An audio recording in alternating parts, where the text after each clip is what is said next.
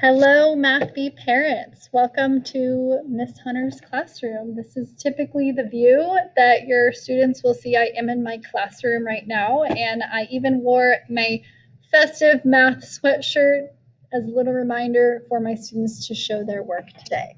So let's jump right in. A little bit about me.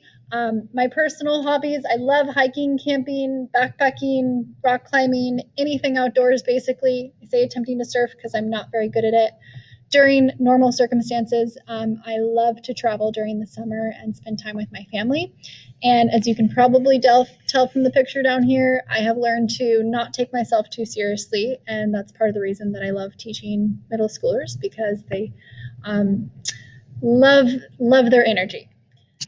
My qualifications. So I went to Cal Poly San Luis Obispo, where I studied psychology and specifically the psychology of education. And then I got my teaching credential from San Diego State, and in specifically teaching math, teaching middle schoolers and high schoolers. My experience teaching, I have taught at Morse High School. I taught at Carmel Valley Middle School last year, and I am now so thrilled to be at Pacific Trails.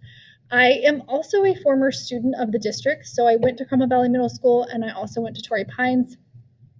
I love telling students this because they're like, was Carmel Valley Middle School open that long ago? And I'm like, yep, it was. Thanks for that, though. Why I teach, I truly just love it. I think that one of the absolute greatest things in life is helping a student succeed in something that they think is hard and watching that confidence grow. So that's part of the reason I love teaching math too, is because math is not all that easy. And I love that light bulb going off when students do get it. These are some of the topics that we will cover in 8th grade this year. So there are 7 modules that we're going to do this year, and we are going to be solving linear equations starting. So that's what your student is doing right now in Module 1. So what does distance learning look like in my class?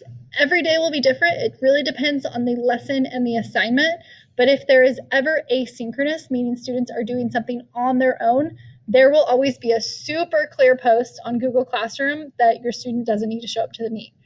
And that's not usually going to be the case. Usually we'll start and then maybe I'll send them off for some individual work.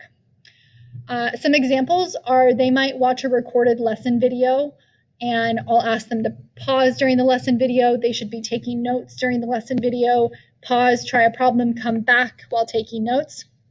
And then another example is I might ask them to create a video explaining a specific concept. So they could teach a pet or a sibling or you a specific concept that I assign. This is a really great way for me to see how they can explain that concept. It could just be taking a quiz. They're going to do that on their own. Synchronous just means all together, so live in class notes. I love breakout groups and small groups, so giving them individual meets for 4 or 5 students each and having those 5 students talk about these problems. Love getting students talking about math, especially during this time when we're not seeing as many people anymore. This could just mean class discussions too. This slide is just a snapshot slide of what we did this week in math, or I should say last week. So students will always come into class and see the warm-up, the homework, and what the agenda is today.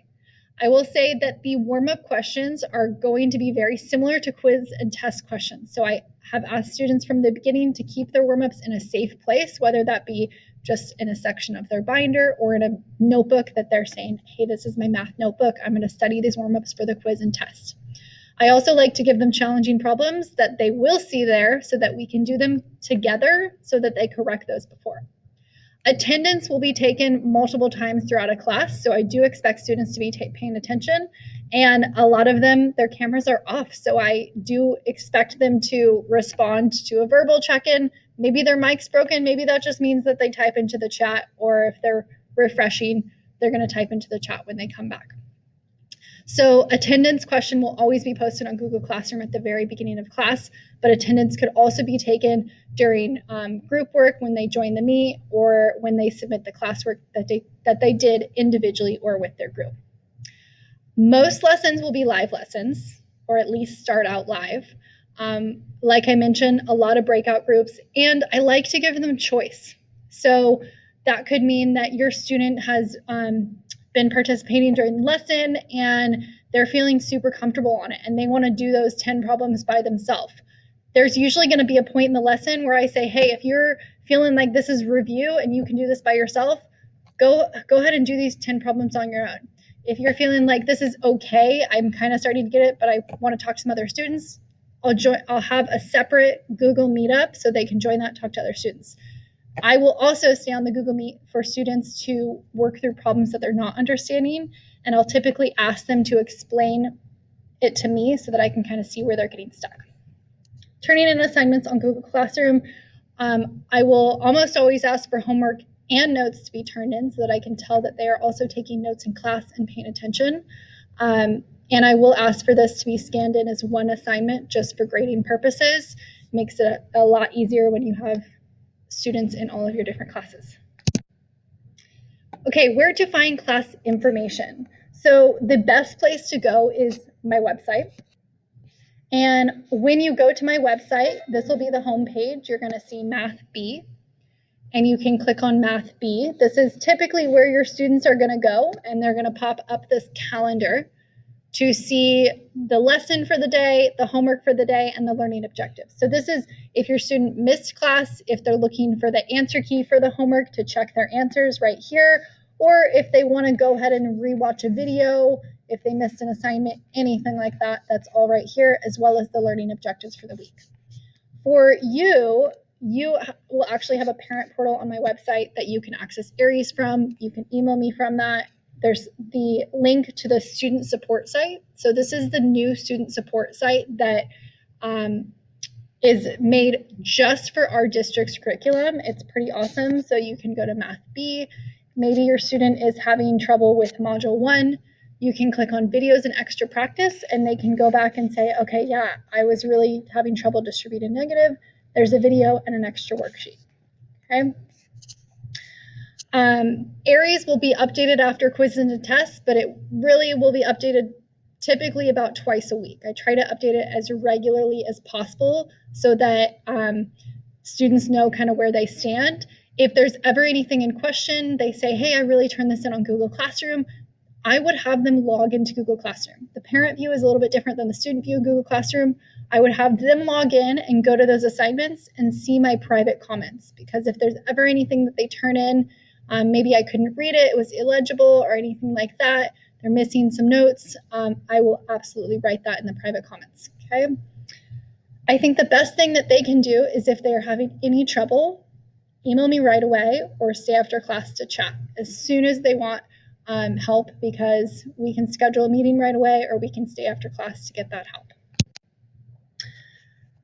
For homework procedures, I will ask them to, one, show homework, because homework and classwork is the best way that I can see how they're doing. I cannot walk around in a classroom anymore and see how they're doing in class. So this is really something that I do need to be able to read their homework and classwork so that I can check in with them, see how they're doing, and I will ask them to correct that work so that maybe they forgot to reduce a fraction, they can correct that before the test. If you're wondering how you can help them, I would just ask them to teach you what they're learning. If they can teach it to you, they are pretty much mastering that concept, okay? I would also ask them for their test correction completions.